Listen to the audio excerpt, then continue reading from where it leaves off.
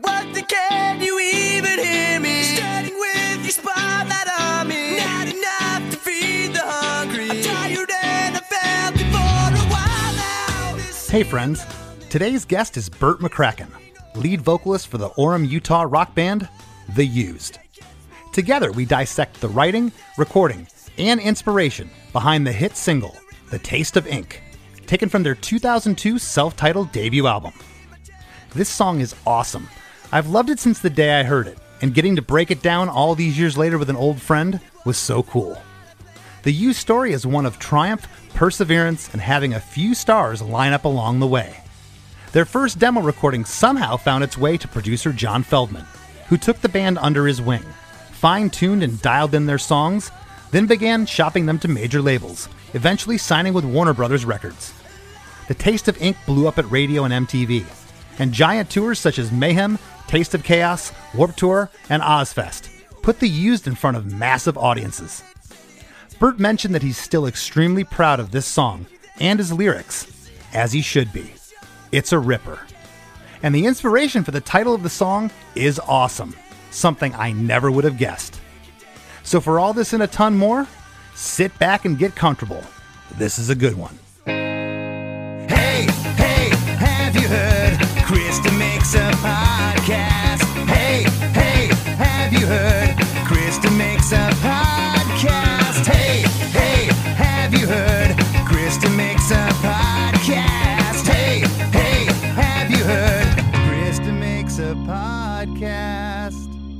Bert, how are you? Dude, I'm good. How are you? I'm so good. Nice. I don't know what, how fond of your memories of touring with Less Than Jake are back in the day, but your name comes up a lot, my friend, in our camp. Let me tell you. We'll save it for another podcast, but I had a ball with you when we were younger. That's right. We did tons of crazy tours together. Absolutely. And I always say this in the show. I don't know where the years have went, but Bert, you're living in Australia, Sydney. How long you been there for now? I've been down here for 10 years. Oh my gosh. Yeah, time flies. I did not realize it's been that long. Does it feel like home there, or you still kind of got one foot in the States and one foot there? Well, it does feel like home when I'm on an airplane and I start to hear that horrific Australian accent. I'm like, oh, here we go. I'm home. But I still have a U.S. phone. I'm still kind of floating. I can't ditch my U.S. phone, so. Gotcha. Well, I did a little bit of researching, as I do for these episodes, and before I get to that, I gotta say, not just because you're here, not because you're an old friend, but if I had to pick a song in the 2000s, from 2000 to 2010, maybe even my number one, definitely in the top three, The Taste of Ink. This song is awesome, man. Every time we ever toured together, your band, I could be backstage, I would hear the song start, and I would run back through the halls or through the field where we were at. I wanted to see you play this song because there's something special about it. We get those tracks, if you're lucky enough to get to be a band that gets those tracks that resonate with people for whatever reason. And if you could take us back to writing the track, I did find the demo that doesn't really have a chorus. We'll talk about that a little bit, but the foundation was there, the feel, your phrasing. For a while now, baby, seems lovely. The taste of ink is getting old. It's fuck like in the fucking morning. Each day just won't let me find you. Still like to see You were definitely appealing to someone like John Feldman, who ended up producing the record. John was living and still lives in California, and I understand he had you guys come out based on this demo to look for a deal at the time, and he could see through it. And having been, I know what the scene was like in the 90s in Salt Lake City. It was incredible, the punk rock scene, and you guys came really from that. And you had everything. You were young. You were just a maniac, as you know, back then for sure. And you had this disenfranchised youth being from, Mormon country, Salt Lake. And take us back. Was this one of the first songs that you wrote for the project? I think we had a bunch of other demos first. I remember this one being really special. And I was living with Quinn at the time. His house was kind of shabby, so it kind of fit the theme of, getting to that escape point, really finding your place and going there, you know? So yeah, I wrote the lyrics in the middle of the morning, 4:00 is what the time was. Hence the iconic line that everyone sings every single time we play it. Yeah, so I wrote the song that night, and when you write a song, sometimes after you finish the melody and the lyrics, you're like, okay, this is really, really good. So we had this chorus that was really, really not as good as the verses.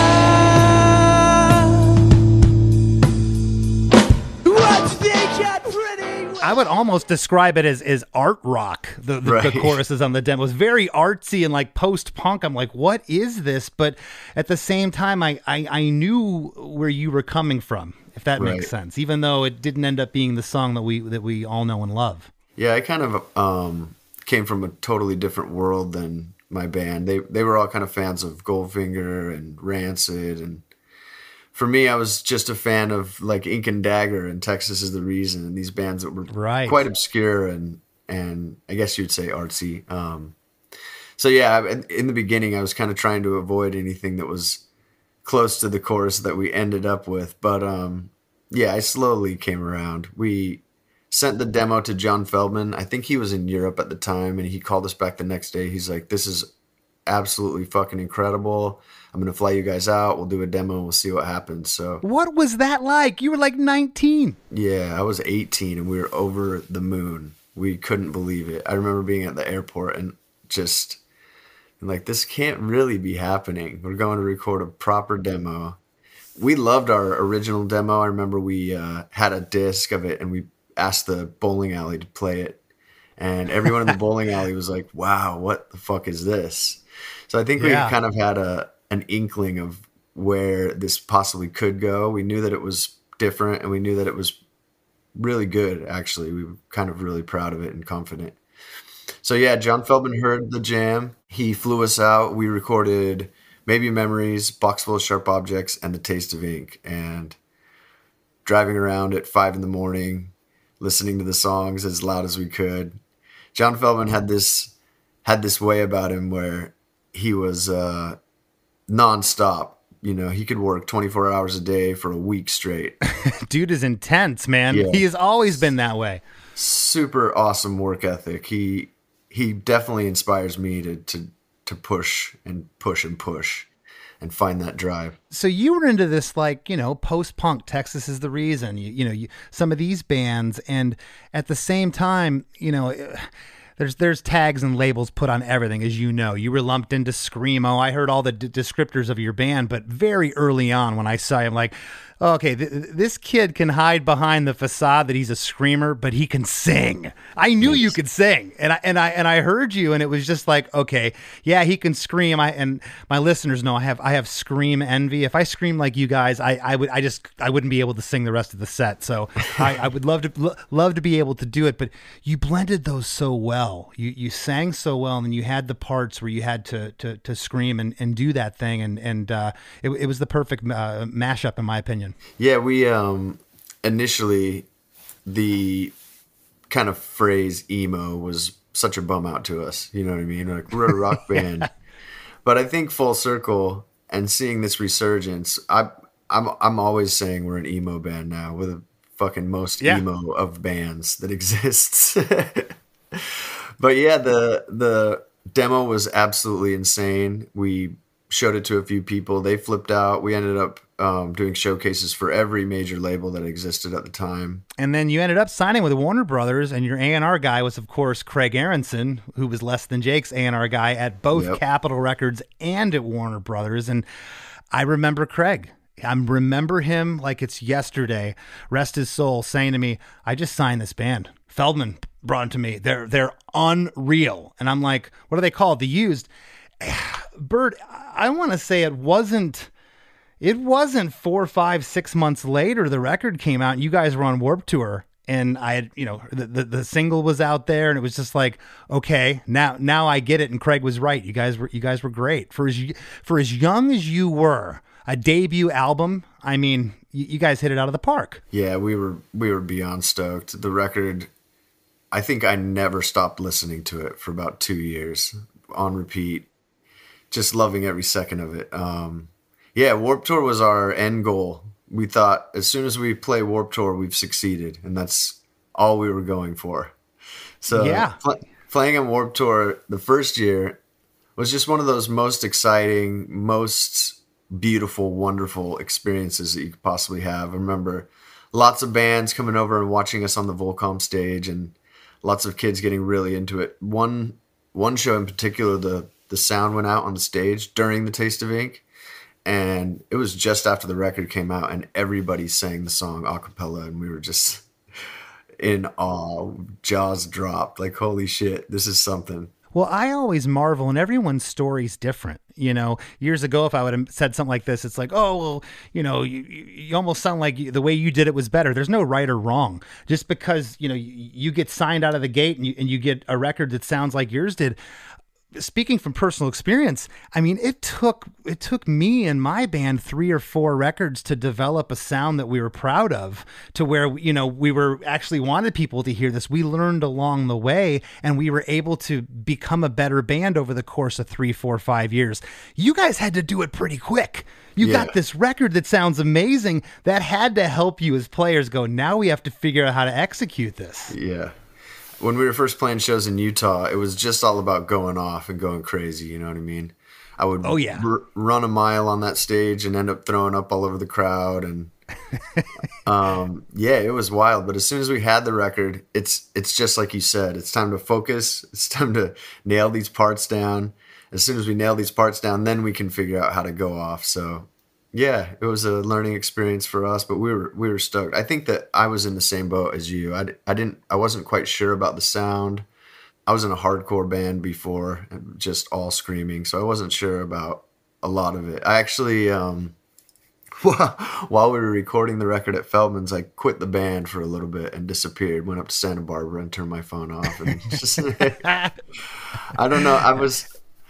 In my mind, I was like, I don't know if I'm ready for this. I don't know if this is what I really wanted. All my favorite bands are super small. They're playing the Tower Theater or DV8 or right. Bricks. I saw you guys at Bricks a couple times. It was awesome. Oh yeah, and then Bricks, and then of course, what was it? DV8 Basement. It was called in Salt Lake. DV8 Basement was the punk rock world down there. It was like a 500-degree boiler room down there, and they would put you in a basement in the middle of the desert, and that's where you played. So many good shows down there. It was awesome. Well, and let's talk about that real quick, because I mentioned a little bit at the top, that scene you came from, it was really split into fragments. You had some really militant, straight edge, hardcore kids in Utah, Salt Lake at that time. You had the punks, you had the kind of the alternative kids, and how did that ultimately shape you as a writer and you as a band? Because again, you even mentioned a little bit ago that your influences were a little bit left of center from the rest of the band. Right. Yeah, I spent at least 5 days a week driving up to Salt Lake to see rock shows, and a lot of the times as an artist, you're sitting back and you're kind of just maybe not listening to the music as much as taking it in and figuring out what they're doing and what you would do different. Yeah, so it was a lot of inspiration from just all the rock band. Salt Lake was a beautiful scene. It was so many straight edge hardcore shows, so many dirty punk rock shows, and everything in between. It was fantastic. We started down in Utah County, and every place we played, they would ask us to please never play here ever again. Well, that means you're doing something right. And don't take this the wrong way, because I've thought this about my own band many times. I often wonder if we were in LA, especially when we started with the glut of all the ska punk thing in Southern California, if we just would have been another band and not got noticed. Did you ever feel that way, that being from Salt Lake kind of like would Feldman have found your demo in Los Angeles? Yeah, we were in a different situation. I think Utah is, especially Utah County where I grew up, it's probably 90% religious Mormons. And so it's a really, really tough to be outside of that circle. It's really ostracizing, and people in the Mormon church, as Christians do, they believe it's their duty to bring you over to God. And if that's not the case, then they're a little bit upset about it. I remember people in our little neighborhood, and you would point out the people who weren't going to church. You know, you knew exactly what house was drinking coffee. So yeah, my childhood was full of angst and anger and heartbreak and trauma. So I think, yeah, in a big way, I think being from Utah really put us in a different boat and kind of made us a completely different band than bands from LA. Absolutely. And I just flash back. I can see us sitting in the front of the back lounge on tour somewhere. And you know, we'd have a couple in us, and you'd start in on the whole religion thing out in Utah. And I'm like, here we go. Buckle up. Bert's on his tirade. When you're young and you're atheist, it's all the rage, right? Then you grow up a little bit. I'm telling you, you guys did stick out, and all those factors we talk about, they do play into who you are ultimately and who you become as a band.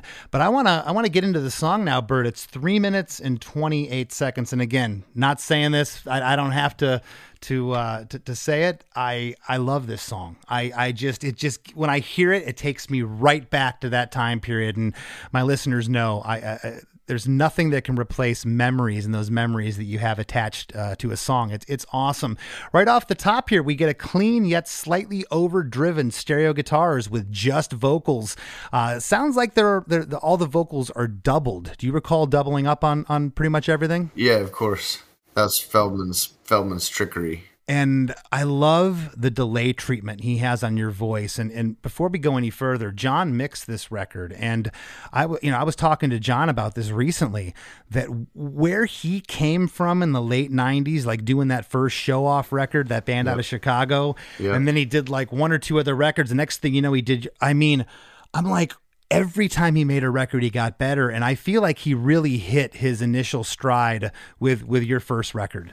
You know, and the production that he did, to me, to these ears, this still sounds amazing. Yeah, it was definitely a strange time in recording. Pro Tools was just kind of starting to be the thing.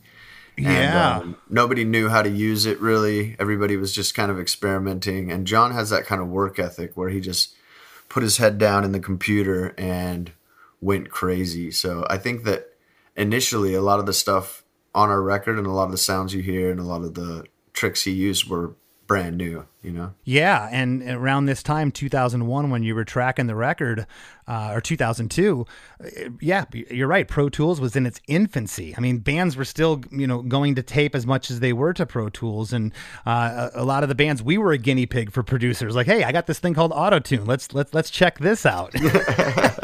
make everyone sound like Cher. But up until the lyric, for a while now, it's just that guitar and the vocals here. Is it worth it? Can you even hear me? Standing with your spotlight on me. Not enough to feed the hungry.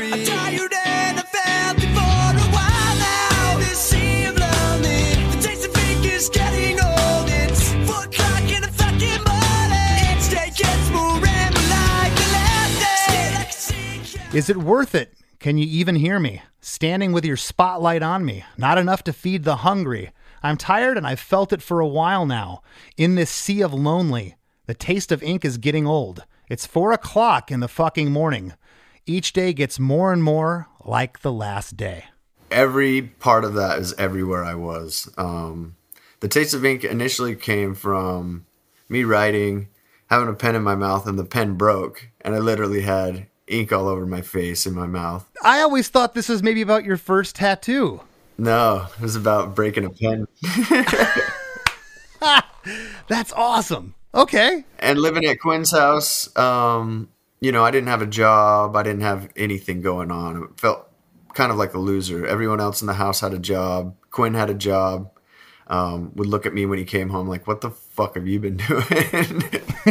Nothing. I've been getting baked all day writing lyrics. So yeah, I was hungry, physically hungry, and mentally there's a hunger to be out there. it's really all we wanted, is to be able to tour and play our music live for other people. Were you jotting your ideas down as a young kid before you even knew you were going to be a songwriter? Did you write poetry and things like that? You strike me as someone that would express themselves that way. Yeah, creative writing and poetry was always two of my favorite subjects in school. And I'm constantly writing poems. I have poems from back when I was 16, 17, 18. Well, that's what I wanted to ask. Was this something that was maybe sitting around in a book that you're like, hey, Quinn or someone said, I got this idea for a riff, and you thumbed through your book and came across this, or was this written specifically for the track? Do you remember? Yeah, this was just specifically for the track. I remember the song sounded so unique that I didn't really feel like a lot of the stuff I had would fit. A lot of my poems are kind of really positive and uplifting, and I thought this song deserved a little bit of hunger and force and longing. When I look at this on paper, and you told me, and I know you had a rough upbringing, and there was the religious factor and everything that we discussed, but something about this line really jumps off the paper. In this sea of lonely, here you are, a young kid, you're crashing with your bro, you got a band, and I'm sure you were going to shows. What's that lonely you're speaking of there in that lyric? I feel like it was really partly to do with me not having a job, me not having any prospects, I dropped out of school really young, and I felt like I was in my own little boat there. Quinn graduated from high school. I think Brandon did. Maybe Jeffa did not, but so I felt a little bit out of place. I listened to different music, and when they put on Rancid or Social Distortion, I just don't get it. You know what I mean? It's just not for me. So I was like, am I really outside of the circle here? Do I really fit in with this band? I love the guys, but do I really, is this really my spot? Well, and of course, but Brandon Steineckert, drummer, has played with the Rancid for years. I don't hear any of that in the Used music. It's amazing that three guys in the band were so into that, and the one guy that wasn't. But your first record sounds anything like pop punk. What was going on in the '90s. Right. Yeah, we all came from such different worlds. I think my inspirations and where I came from kind of helped push the band in a different direction. But we all were definitely searching for something new. We didn't want to be Rancid. We didn't want to be Head PE. We didn't want to be Korn. We wanted to be something outside of that. Just like I felt, we wanted to be something outside of the box, something outside of the circle. You didn't sound like anybody. And again, I'm not kissing up, not just saying it because we're talking. You didn't sound like anybody. A lot of bands came after you that I felt bit off your sound, and that's probably the highest compliment you could get. Right. They're like, wow, this is a great sound. But we talked about the vocals here. How many times have I heard this song? How many times have I seen you play it live? And it didn't dawn on me till I'm sitting here really deconstructing it. The vocals, every line's punched here. Okay, it's like an overdub. What was that like singing this song live for the first time? You had to really adapt that, right? Yeah, it's a crazy thing. I was really kind of anti-Pro Tools and anti the computer and anti-auto-tune, and I didn't really know what we were doing. But yeah, the lyrics flow so evenly and like never really stop that we would do, is it worth it? Can you even hear me? Not enough to feed the hungry, alternating every line. And you're sitting there as a 20-year-old kid, you're going, what are you doing? How is this going to work? Yep. Felt super strange. Didn't really like how it felt. But after hearing the finished product, I was like, dude, this is genius. I'm so stoked. It is, and I got to tell you, I don't know if you had producer John Feldman in 2023. I could be wrong. I just know for me, if I would have gotten this song, I don't know if I would have done those overdubs. I might have had you been like, hey, let's just take out a word here. Do you have to say, right, not enough on this line? Could we take that part out and just tighten it up a little bit? Because it almost shouldn't work on paper, but it's awesome. Yeah. I think if we re-recorded it, which we will never do, what a waste of time that would be. Yeah, re-recording your old stuff. I'm not trying to diss any other bands.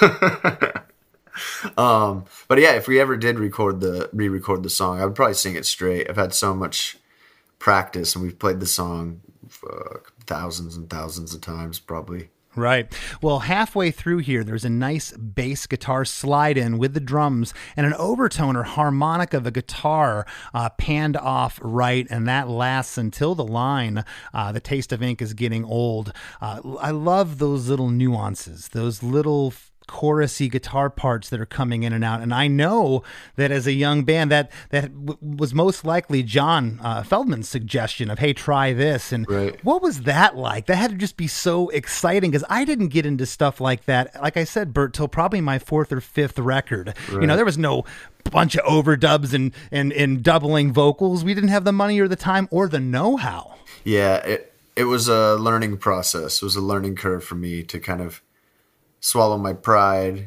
do away with the rotten ego, and take some constructive criticism in a good way.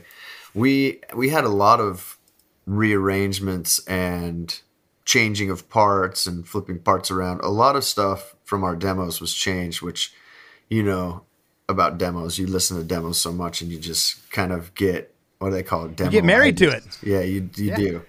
And so when we went out there and he's trying to chop all our songs up, I'm just like, what are we doing here? What are we doing right now? Well, I wanted to ask you, did you were young. How protective were you, especially of your lyrics? Very. But it's a good thing John was really, really into the lyrical content. So I didn't change anything except for the chorus of The Taste of Ink. Everything else was kind of, everything else was set. And slowly but surely got into John Feldman's vibe. He's such a good guy that it's hard not to take some criticism from him and learn from it. Correct me if I'm wrong. I could speak for myself. There's been, not even in music, just instances in life where you're like, at some point, I guess what I'm saying is the honeymoon's over. This guy flies you out. He heard the demo. He puts you up. He records the demo. You're flying high. Now you're doing the record. And like I said, you've known him for a while, and now you're like, what are you doing to my songs? Why are you deconstructing them? There had to be a moment of that, as you said. Yeah, I think the whole band kind of went through that. We were all very scared. Like, what? Yeah. I didn't know that this was what producers do. But what we got was epic. So we were all really stoked. Absolutely epic. I mean, as I said, this song is 21 years old now, and it still sounds just as amazing as to me as the day it was released.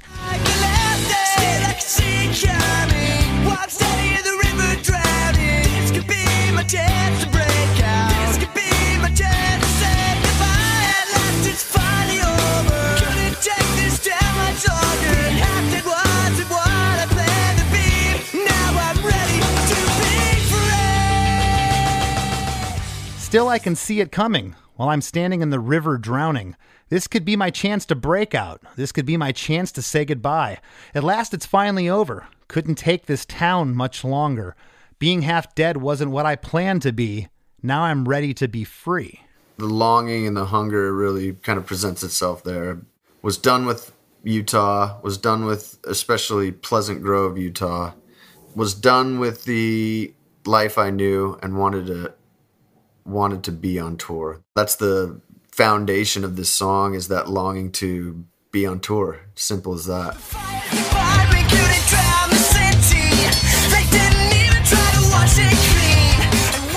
Hey everybody, we got lots more coming up with Bert McCracken after a few words from our sponsors.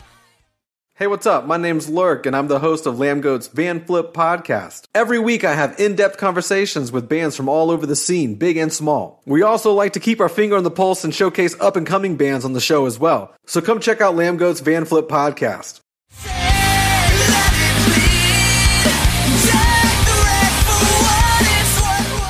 And now, back to the show. Do you look back now, because you were young when you wrote this? I'd be so proud of these lyrics myself still. I think they're fantastic. When you look at them, do they feel, I don't know what the word is, do they feel juvenile? I wouldn't do this today. Or are you still proud of them? Because I think you should be. Yeah. Still very, very proud of them. I don't know. I don't understand how bands survive not playing their old stuff, you know? How do you go see The Used? You don't play this song? I'd be pissed. Yeah, going to see The Used and not playing The Taste of Ink, what confusing and horrible. Yeah, what did a tornado blow in? Did they lose power for the stage? Well, why didn't they play? There's got to be a reason. Yeah. Again, I love the lyrics. I love what's going on here. Talk to me about standing in the river drowning. Was that a metaphor for drowning in your emotions, or was that an actual river? That was a metaphor for feeling overwhelmed by the nothingness of Utah, the kind of real dark side of Utah where everyone's really judgmental, and that feels like a sea of lonely. I love the underdog. I think that's one of the reasons why I love your band so much, as I know the story of where you came from, and, you know, from your parents not getting what you're doing. He's a dropout. He's taken the left turn in the fork here. And did they, or any of your family members, I'm sure they had to at some point, did they ever see 10,000 kids jumping to the Taste of Ink or some of your songs and going, they're singing my kids' lyrics? They do now. I think in the beginning they were a little skeptical, and they're like, okay. From the time I was 8 years old, I was telling everybody that I was going to be a singer and sing on stage. And, you know, you get the classic, okay, but you better have a backup plan just in case. Yeah. What's plan B? Yeah, plan B just becomes plan A, doesn't it? Yeah, I'm still going to be laying on living at Quinn's couch. I might fall off it. I'm going to get back on it and go back to sleep. That's about it.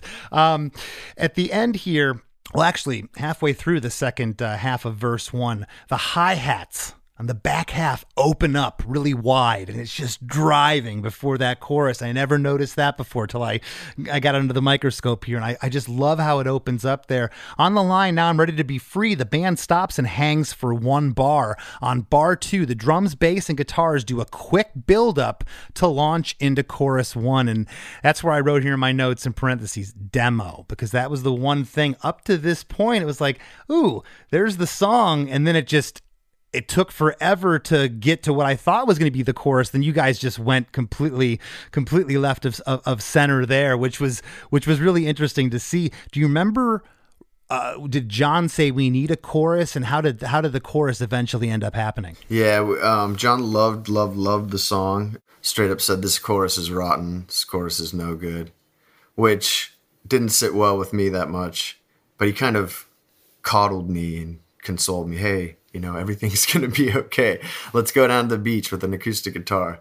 And just being out in Los Angeles during that time, I was like, this is it.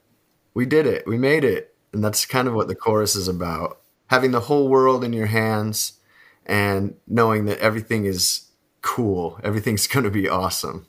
That's kind of where we were at. It's a little hippie-ish, the sentiment, but it's beautiful though, man. It's awesome. Yeah. It's awesome. You were wearing your heart on your sleeve, man. You were saying, like, I've arrived. Here I am in LA. And I think that's so awesome that chorus came out of it.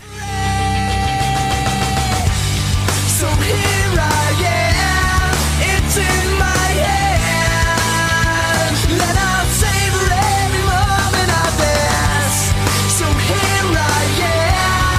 alive at last, and I'll savor every moment of this. So here I am.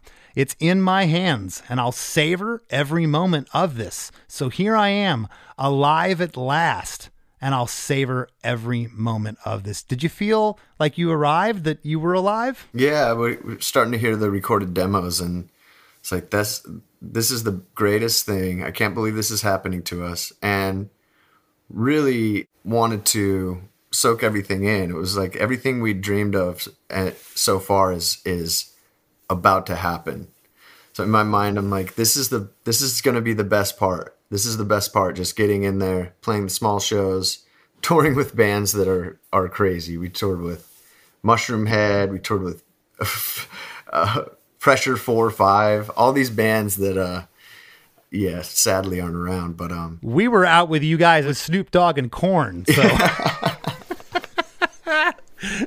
so wild.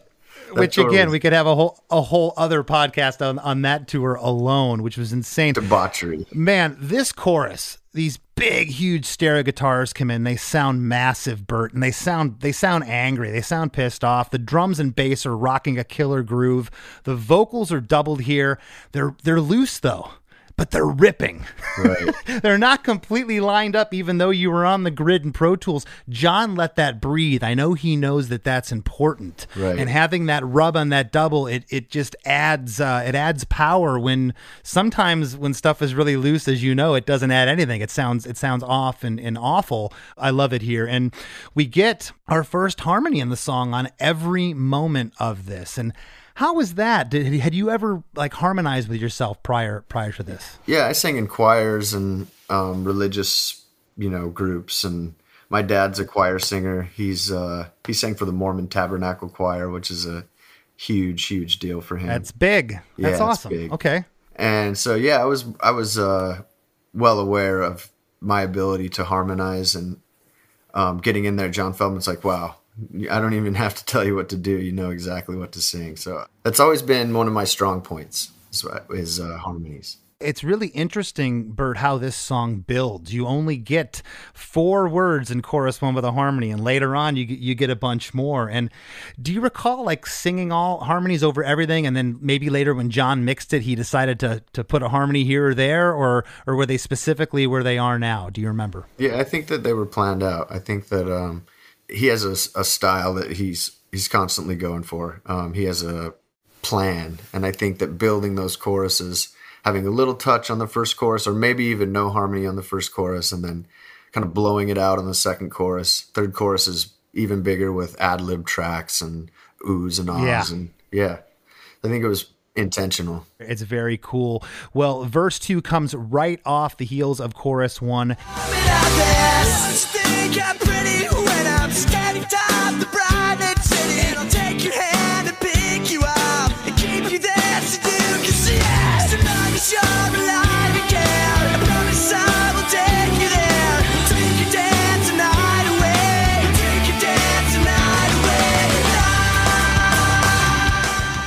And won't you think I'm pretty when I'm standing top the bright lit city, and I'll take your hand and pick you up and keep you there so you can see, as long as you're alive and care.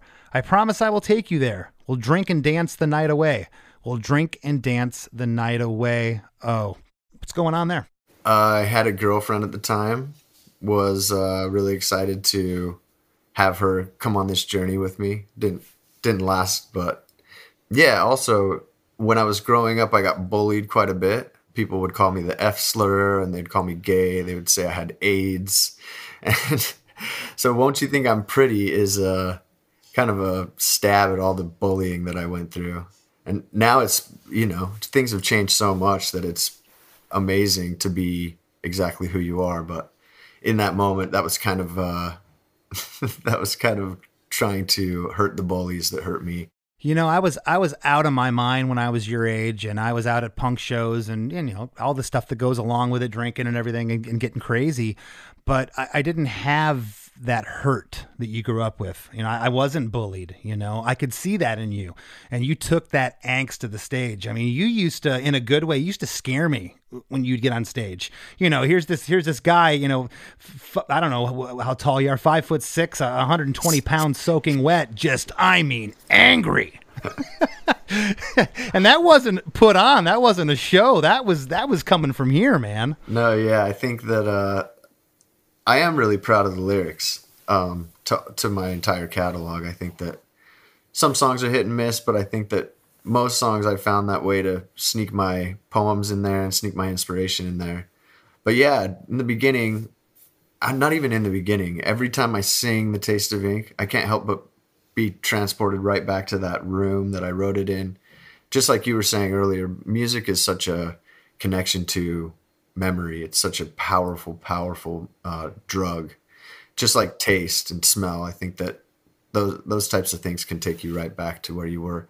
Well, have you ever done that with like guys you became friends with in the business or what, you drive down the road and sometimes you listen to their music, and I listen to The Taste of Ink all the time still. Like it comes on playlists and I'll crank it as loud as my stereo goes, and I got goosebumps talking about it. It takes me back to those times when it was different. You know, it was before we had kids. It was a lot of the firsts were still happening. Definitely with your band. When I met you, we had been through some stuff where we got a couple years on you, but you know, it's just such an exciting time, and that those memories that are attached to that, it takes me right back to Project Revolution when I hear this. I go right back there. Yeah, that was a messy tour for me. I think that starting out, I just wanted to destroy. I just wanted to cause trouble, wreak havoc, and maybe be noticed for it. Well, and you did. We had a bus driver that came on the bus one night about 2 a.m, and he had a bowl of cereal sitting on the counter, and he turned his back to get a garbage bag or something. He's kind of tidying up the front lounge, and you just decided that you were going to take a spoonful of his cereal right then. And he threw you off the bus, and we saw you the next day. It's the little things. Yeah, I guess you like Honey Nut Cheerios. Who knew? I do. Verse... That's what Frank ate. Verse 2, we get a harmony on the very end on Dance the Night Away. Interesting placement of that harmony. The lead vocal in verse 2 is a little bit more gruff here than verse 1, and it really needed to be, Bert, coming off that chorus. I mean, you're screaming your heart out. The double track lead vocal is way more audible here than verse 1, too. Halfway through, you get a cool chorusy overdriven guitar lick panned off left that comes in again. It's such a great part. I love that. And on the last line, the band doesn't stop this time, but the drums kind of introduce these 2 new fills to take us into chorus 2. So here I am, it's in my hands, and I'll savor every moment of this. So here I am, alive at last, and I'll savor every moment of this, savor every moment of this. Chorus 2 is, again, doubled vocals with sporadic harmonies. It's the same lyrics as chorus 1. We get a harmony this time on am on the first line. On hands, we get on the third line am and at last, and no other harmonies in the song. So I know you said that you think John had it mapped out, but looking on paper, they're kind of all over the place. Yeah. I mean, like I said, Pro Tools was in its infancy, so I think everyone's just kind of figuring out how to use it. Maybe that's a huge part of it. Well, my listeners, they ad nauseum, they hear me talk about this so much, like placements of harmonies. I've been fascinated with it. Every time I look down, I'll say to myself, man, I got to get a little more creative. I'll always do my harmonies on the second and fourth line or something. I'm like, wait a second, there's other ways to do this here. You know, it's really opened up my mind to that. It's really interesting to me. That's cool. After chorus 2, the very end, savor every moment of this. You let out a great scream on this line. It's not overdone or too angsty. It's perfect. And then it gets into the 12-bar bridge. And let's remember here, Bert, this song is only 2 chord progressions. Yeah. It's the sonic tapestry of what you guys were able to accomplish with John, these parts weaving in and out, some of the odd chords that Quinn was using. It wasn't just straight up bar chords, you know. This part is probably my favorite part of the song. I mean, I probably listened to it 30 times the last couple of days, and every time the part came on, just goosebumps.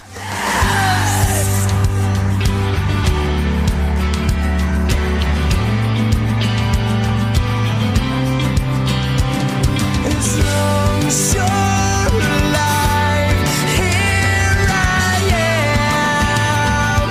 I promise I will take you there as long as you're alive. Here I am. I promise I will take you there. The whole mood changes here. This part is the same progression as the choruses, but the orchestration here is beautiful. There's some buried vocals with heavy delay kind of circling around, like Here I Am, that's kind of harking from the chorus. Those are kind of happening here, along with the broken down drums. It's just kick, hi-hat, some light tom work, bass, shakers. I'm hearing a piano and what sounds like some vocal pads you mentioned a little bit ago. Right. I'm hearing some stuff really buried here in the mix, and the two guitars are doing a great harmony lead together.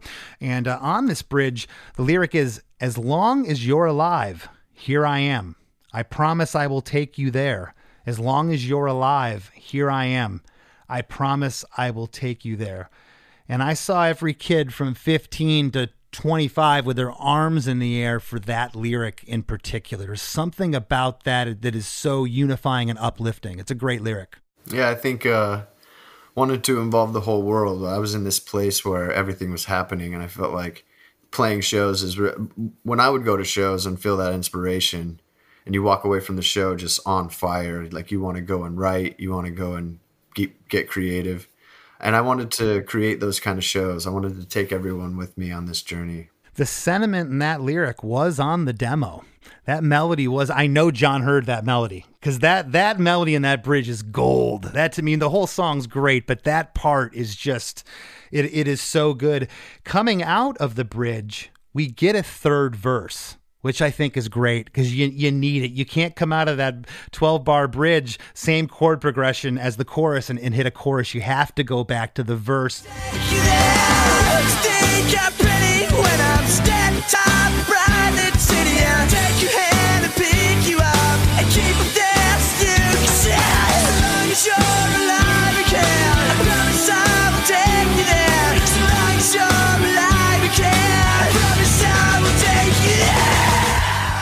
And won't you think I'm pretty when I'm standing top the bright lit city?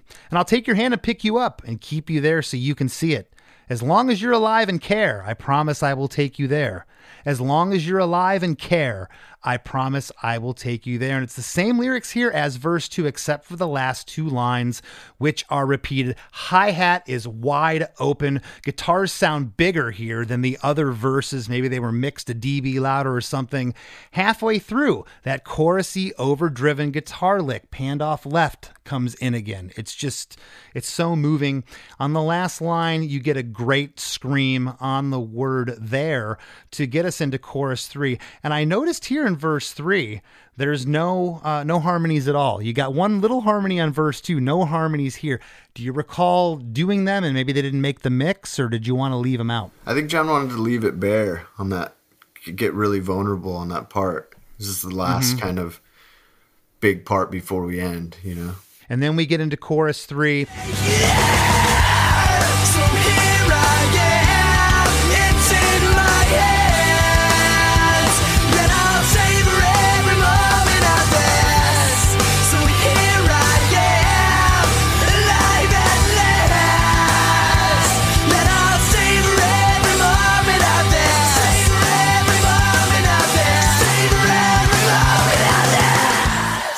We got the same lyrics here, except we get an extra savor every moment of this. And here's where we get the most harmonies. It's on am on the first line, in my hands, savor every moment of this on the second line, am and last in the third line, savor every moment of this for the next three lines, the same line, savor every moment of this. Harmony is on everything there. The double unison vocals are here again, but the harmonies split off here, as I just said, on the different words. And on moment of this, it's really emphasized and screamed before we go into the 12-bar outro fade out. And this part's really interesting because I never noticed. It was probably just, I don't know, kind of fading at one of the Warped Tour parties or fading in my car. But the end of this becomes like a 6 or 7 second train wreck at the end of this track that you don't hear in the official video that you guys released. It was already faded out by then.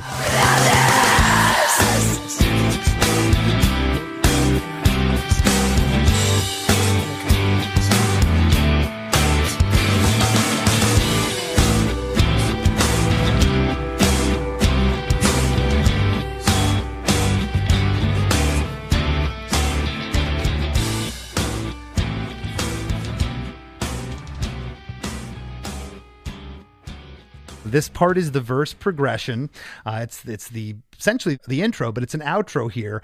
And there's some inaudible talking panned off left here. Bert, do you recall what that was? No. I don't remember that. Yeah, there's some talking going on over here. It's almost like the feeling of like the party's winding down. Like Right. This is the end of the tune, and there's some people just still hanging out, not wanting the night to be over or something. That's the vibe it gives me. Yeah, I remember the song's so pretty, we felt like we had to destroy it at the end. Okay, and that makes sense because there's also that inaudible talking is panned off left, along with a guitar panned off left, and that guitar panned off left is loosely playing the verse melody there at the end.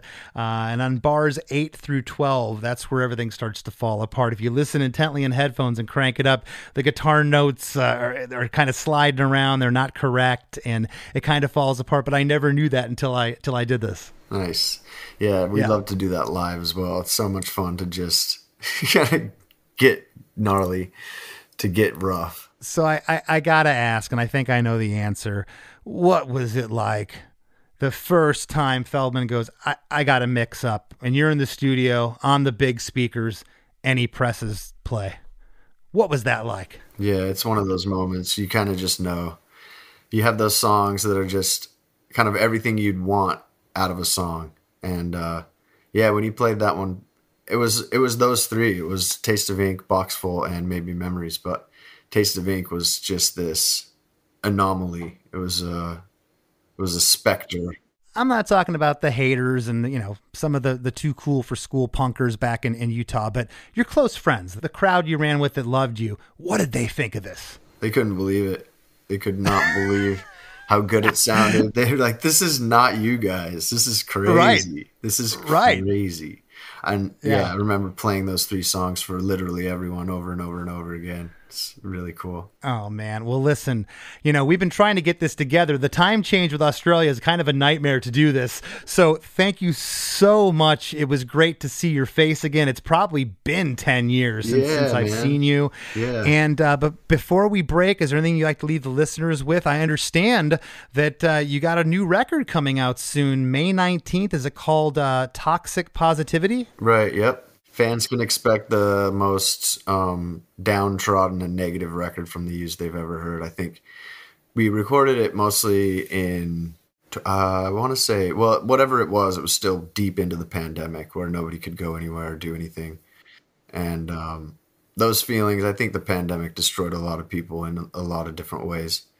So I think that this record kind of reflects that. It comes around in the end. We get that hopeful Used message in the end, but these are a bunch of songs that are, as an artist, you can only write where you're at, Yeah. Well, I'm definitely looking forward to hearing it. And again, man, I'm really glad that you look back very fondly on this song, because as you said, we see a lot of artists like, oh, I was a kid, and that was a song, and they kind of want to distance themselves from it and not play it, and the fact that you still embrace it, that's awesome. Yeah, we love it. Oftentimes people are like, I mean, how much longer can you do this? How much longer are you going to go out there and sing Taste of Ink?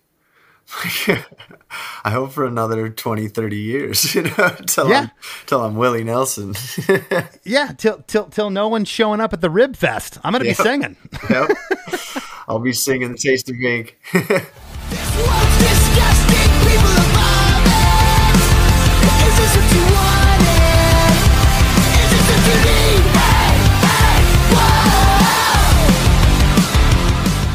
I hope you all loved that conversation with Bert as much as I did. Amazing song, amazing band. I can't wait to talk about this with Chris in the rap segment that's coming right up, as well as the band you might not know. It's all coming up right after a few words from our sponsors.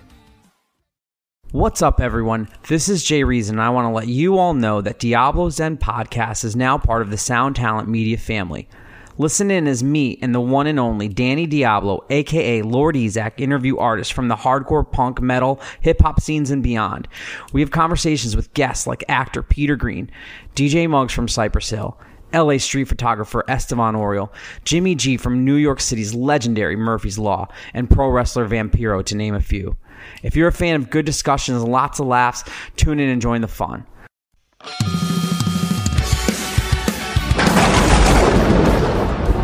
Hey everybody, Satan here. I know what you're thinking. Jesus Christ, Satan has a podcast now too? No, that's not it. But I am here to tell you about a podcast, and it's one that's all about my favorite band, Punchline. Not the band you expected me to say, right? You probably figured I'd like Slayer, or maybe some backwards Beatles records or something. Those are okay, but you usually find me rocking out to fan-favorite Punchline albums like Action or Lion while I'm torturing dead people for all of eternity.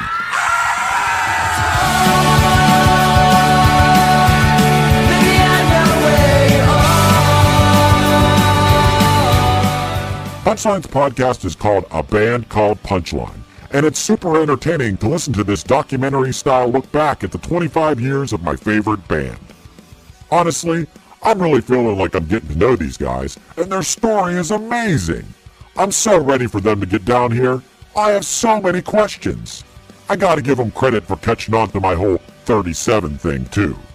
There's a reason why they're my favorite band, and if you listen to their podcast, they might become yours, too. A Band Called Punchline is available wherever you listen to podcasts. Check it out, and I'll see you all in hell.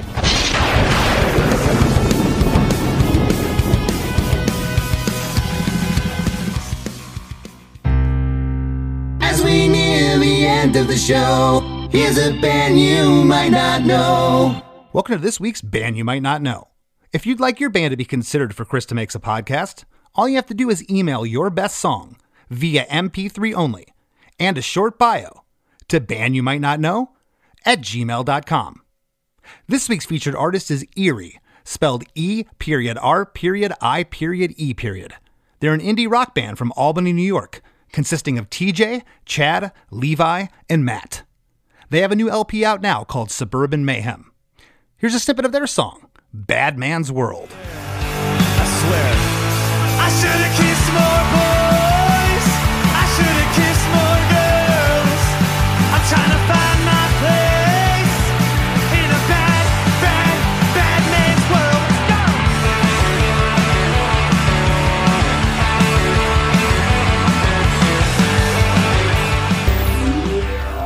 The Wrap with Chris and Chris.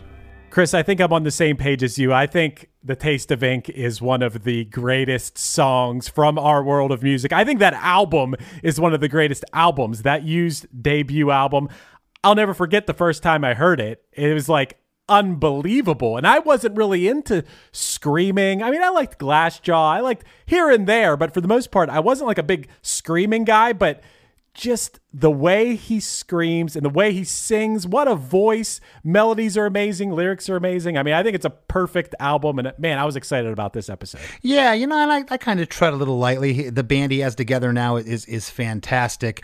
And I don't know how he feels about ex-members.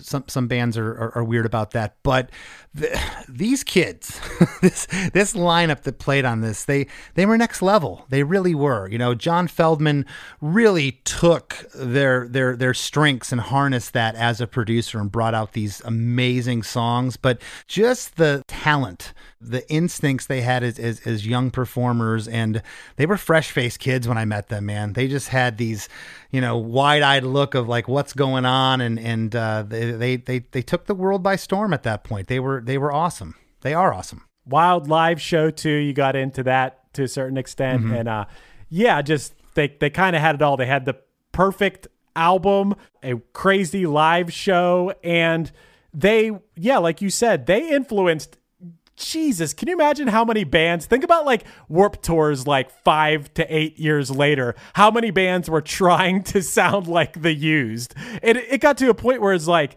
I disliked all of those bands. I love The Used, but all the bands that try to sound like them, I'm like, you don't sound like them.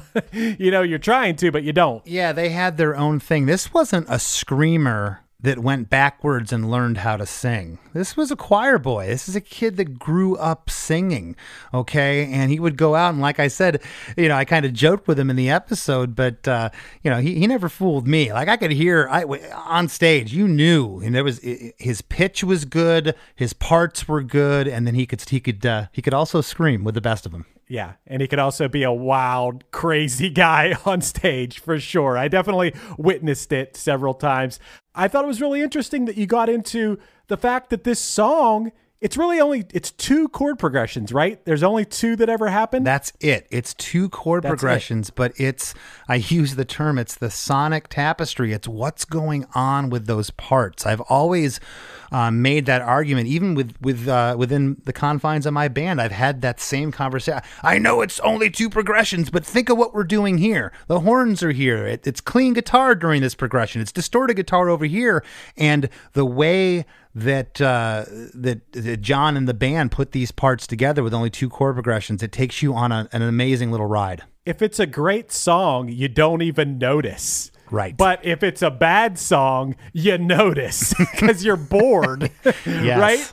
Yes. So I thought that was really, really cool. And it's kind of a lesson to us all. You don't need to get crazy and have a million different parts in your song to have it be a great song. I think it's kind of a young way of thinking where you think, I want to impress everybody with how many different parts and how many different chords and chord progressions and feels I can do in a song. But this song, it puts you in a mood and keeps you there, and it's pretty much a perfect song. And that's why I think Bert says, yeah, I'll play this song forever. I'll be Willie Nelson in this song one day, because why not? Yeah, his attitude was so refreshing. I don't know if he would have maybe said that even 10 years ago. I think he's at a point in his life now where he's like, yeah, this is look what I created. I would love to keep being able to do this. It's an honor. It's a privilege to be able to get to live out this dream.